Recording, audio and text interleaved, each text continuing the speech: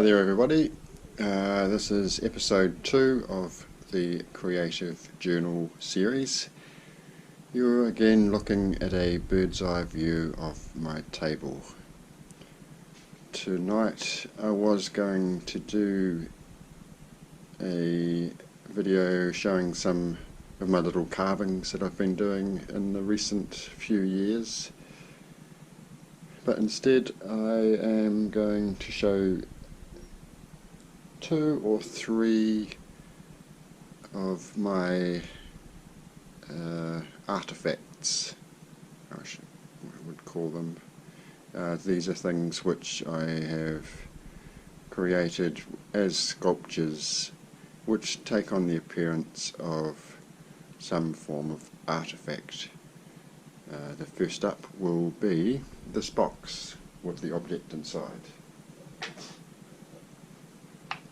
The box. Now the box came later. There's a fairly long story regards this. Now the box was made to house what's inside, and on it there's some I can shade this to show that it's red on the top. There's actually gold, 24 karat gold underneath that, and it's red shellac that I've put over the top. The handle I added to the box. I bought this box at a hardware store. It's actually a wine bottle box, and it was rough, and I polished it, sanded it, polished it, and then treated it, and I engraved these intuitive symbols onto the box. On the handle are some beads which I painted white, and is a turquoise carving with a piece of boulder opal inlaid into it. Just a sort of an abstract carving with boulder. There is a little bit of fire that can be seen there, but it's not really flashing here. Anyway, the object inside was once a gift to my late Nana, and on which time she passed away, it was given back to me. She was hard of sight in her later years, and this object lived on her table after I had given it to her as like a beacon, as you'll soon see why. Now I haven't actually taken this out of the box for probably a year, maybe longer, and all in all it stays in the box and has become an object which I've missed. Yeah, I mean, it's a funny sort of a thing really. I prefer it to be in the box, and I bring it out on certain occasions, not necessarily occasions, just when there's been once where it has lived on the table to be seen, and all other times it has come out every now and then. And I'm going to open it and show what is inside tonight.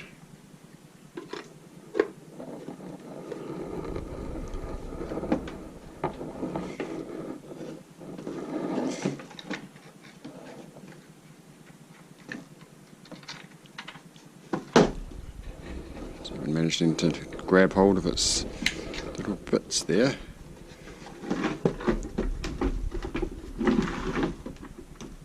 So here we have, I forgot that I'd put some little bits of driftwood vine on there.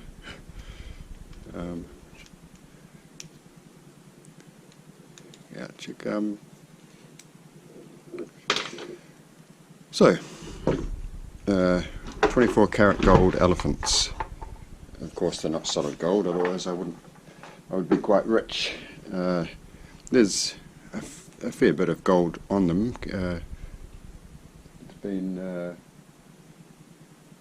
I gilded it with several layers of 24 carat gold leaf, and they, as you can probably see, it does glow a fair bit, and especially in the thing with gold is how much it glows in the daylight. So it was a great thing to have for her when she couldn't see that well. My nana had a special affinity with elephants. So do I, and so does my father. She must have been the instigator of it.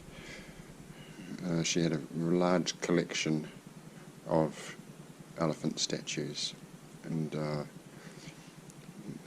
and from back in the day, a little bit of ivory jewellery, which people would bring her when she was younger, before it became outlawed, and which is a bit of a hard thing to digest to me in some ways, being the reasons for, or the plight of the tusks of elephants. It's a beautiful object.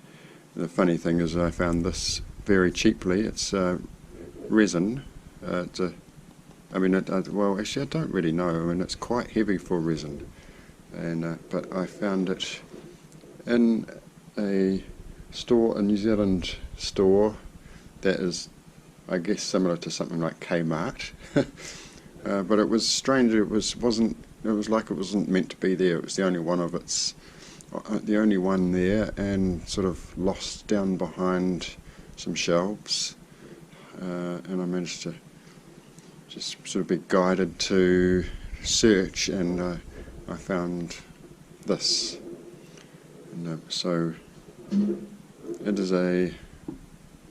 is part one of this is, to me, is once I received this back, I made the box. Well, I found the perfect box to keep it in, and this, having the other things I'm going to show to you having been already made, and I had this series in play. I've made this in a similar fashion to how I've approached making these other things, which is a form of just taking guidance of intuition and just listening to what comes to me in terms of making things. The next things will appear to be quite as though I'm making some sort of magical objects, and I appreciate that sort of a thing, but essentially it's been made over a long period of time, and just letting it be somewhat a combination of aestheticism and of well, I don't know, I'll just let you decide what you think. Now, I made this bag for this object. Now, this object is about maybe even getting towards 20 years old now. No, probably not quite 20 years old. It is a piece of driftwood. This golden thing is a piece of driftwood that is again gilded in 24 karat gold.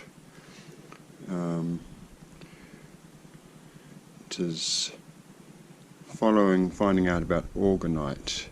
I began wanting to make these objects that would appear to be ancient, and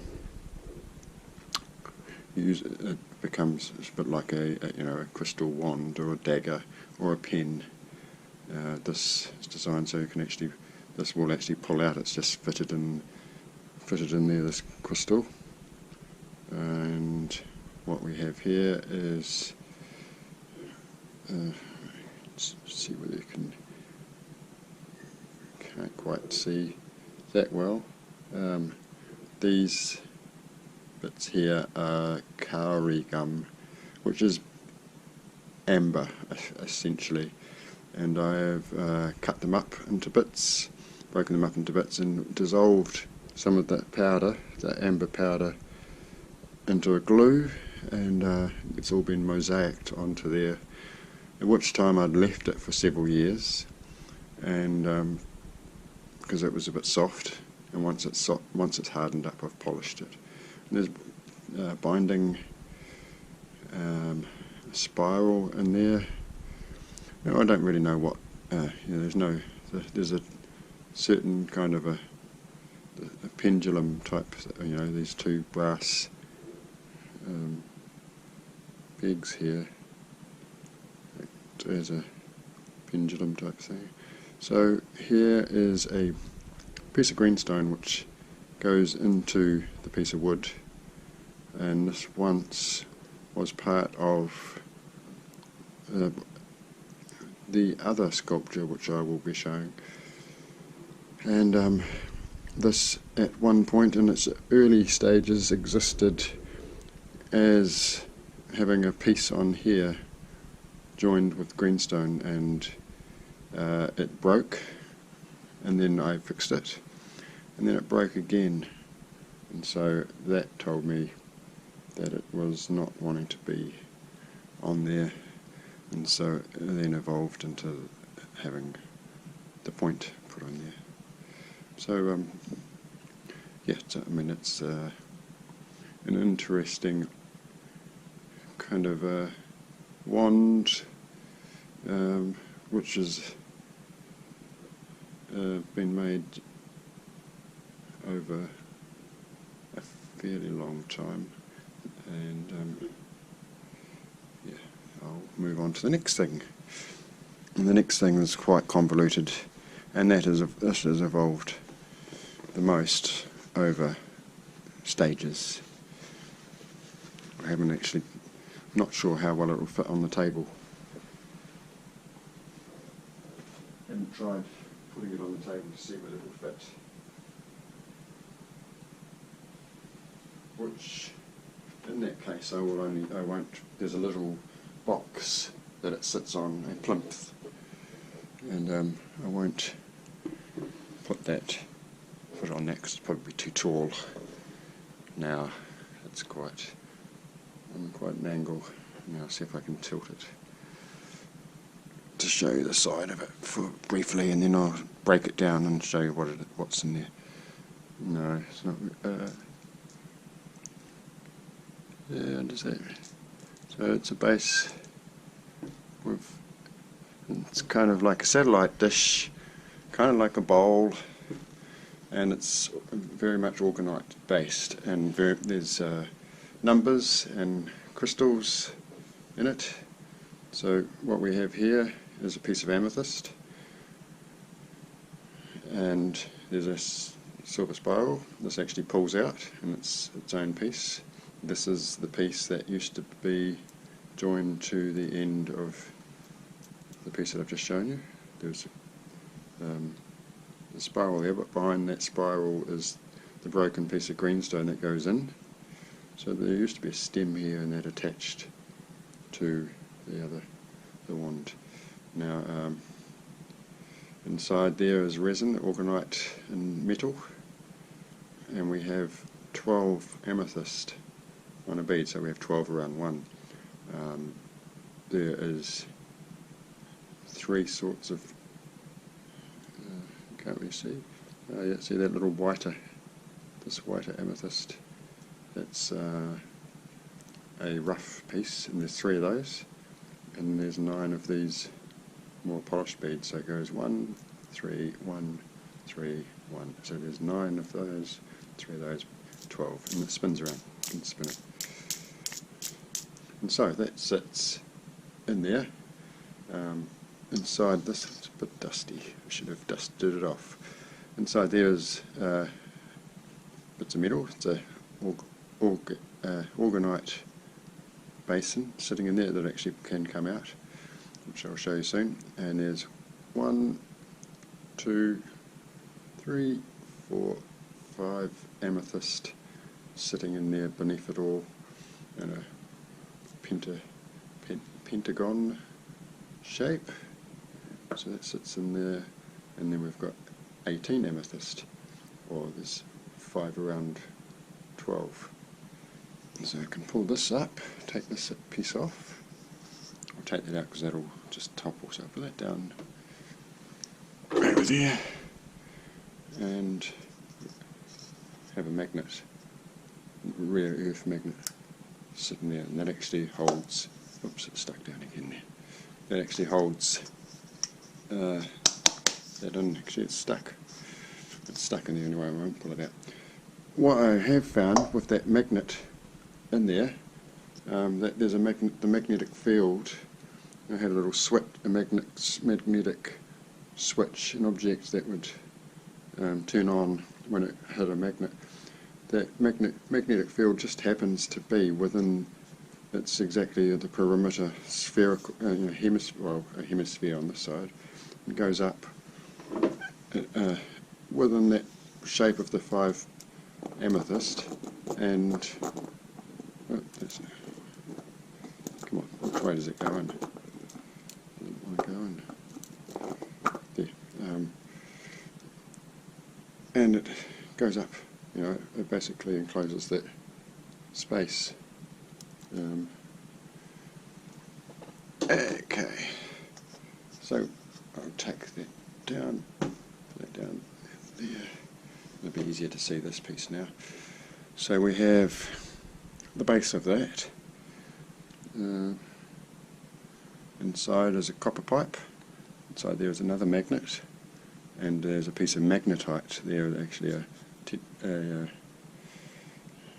nice piece of magnetite. And at the bottom, underneath that is a piece of citrine in the bottom wooden bowl.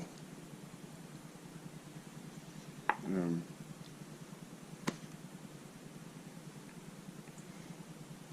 that wooden bowl, there's a hole that's been then sealed up, but a wire, got a wire running through this copper pipe to join. There was a crazy theory of making it like it was some ancient machine, and so I was sort of following through with an idea that it was going to be, that it was wired, and even though nothing was, there was no actual science to it. We have here Lemurian seed crystal, and this piece of greenstone. Oh, hang on, that piece of greenstone.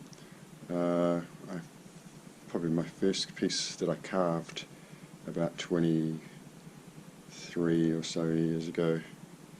Now there's a story to that piece, in which originally it was carved, and as you can see it's a triangle, and that was inlaid into a corner of a table, a wooden table like here, and I'd cut out a piece and it sat there.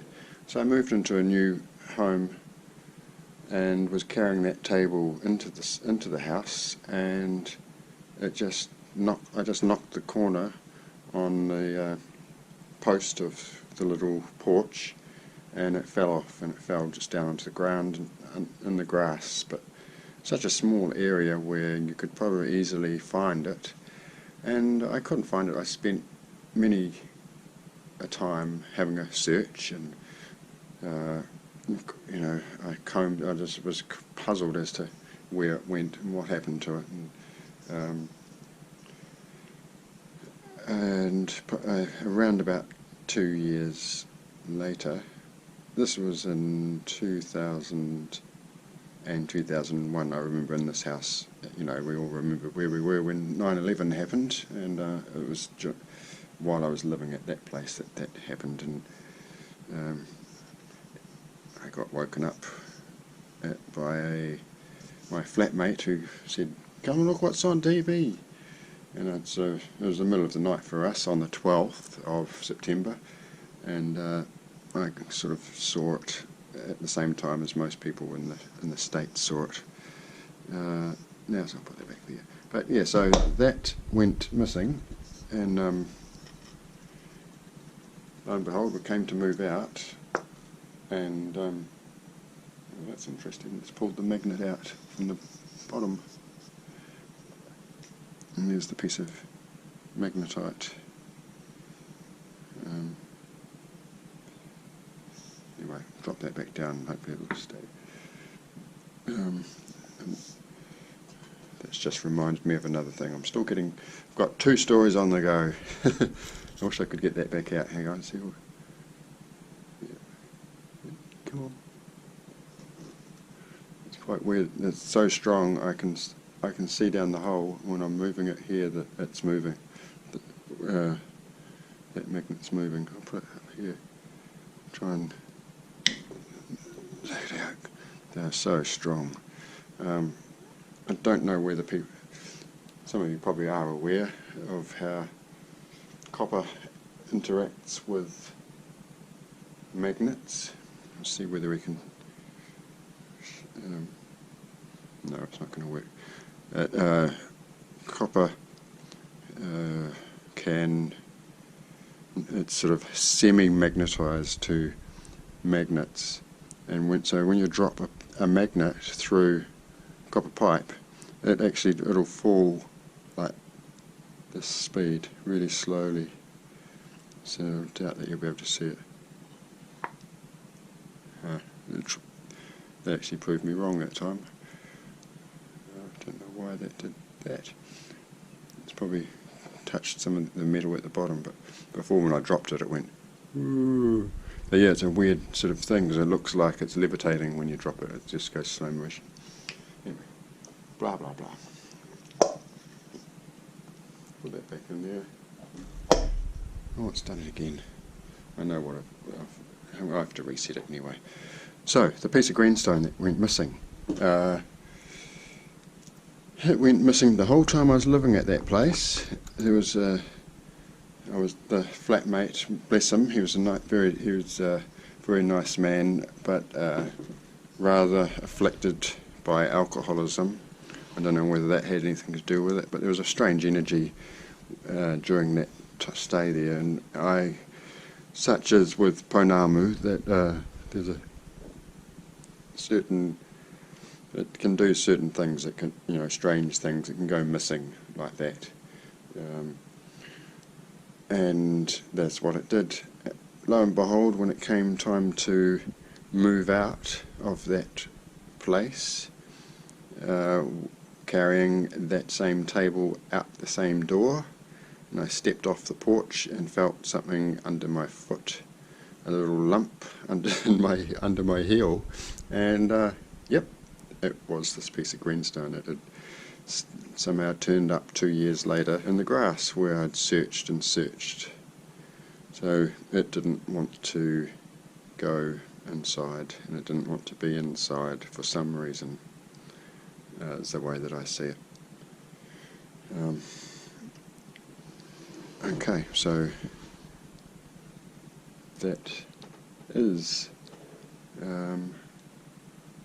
it for this little display. It's been probably quite quick, a quick flash of some sculptures. I have a number of creations that I make like this. While we're here, I'll just pull this one forward. It's a recent kind of a thing. It's a piece of greenstone here. I wish I could get decent light on it.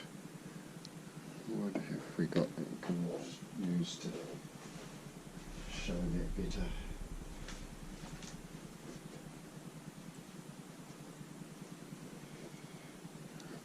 It is, I hope I can show you it with a torch.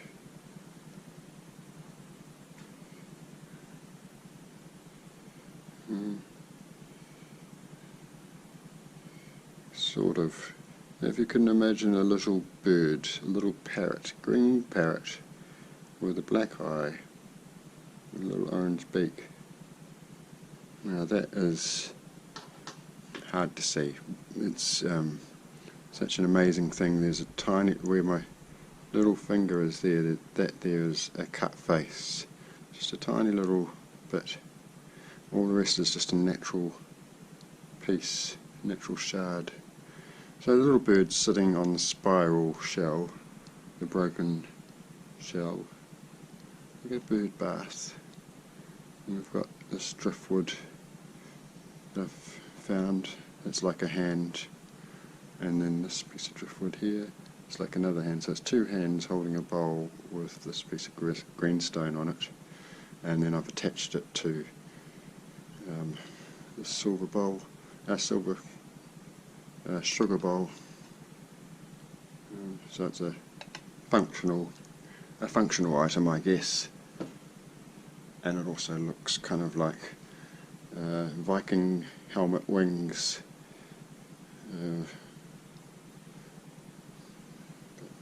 Yeah, so I mean I've got quite a number of little creations around like that, and that is what the bigger ones that I've just shown you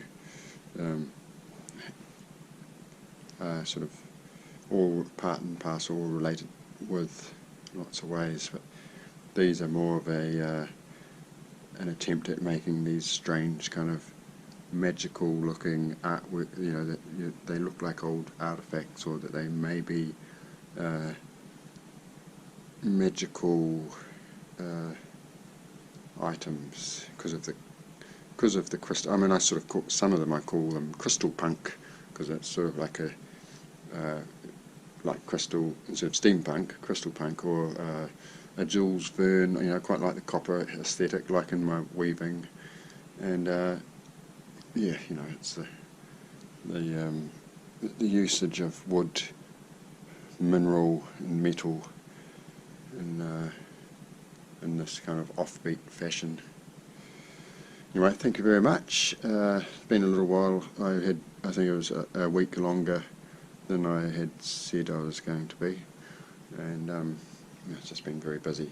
I've got to have some carvings to show probably next time, and then there's a few models that I've made. Some of my painting, I'm sort of holding off showing paintings because this is really about these other little hobbies and other little oddities that I make.